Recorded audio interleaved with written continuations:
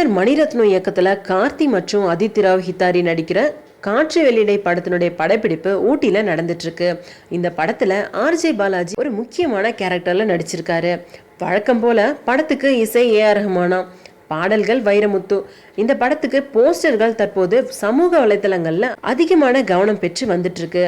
கார்த்தியினோட பார்வை அதித்தியனோட மேல படிந்திருக்க, போர் விமானங்களும் புறாக்களும் சூழ்ந்திருக்குது.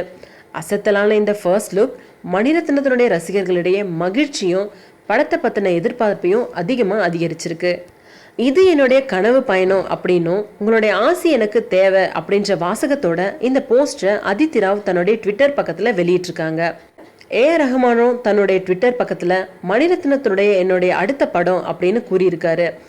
இந்த செய்தி வெளியான சில மணி நேரத்துக்குள்ளேயே சமூக வலைதளங்கள்ல உடனடியாக ஷேர் செய்யப்பட்டு ட்ரெண்ட் ஆகி வந்துட்டு இருக்கு.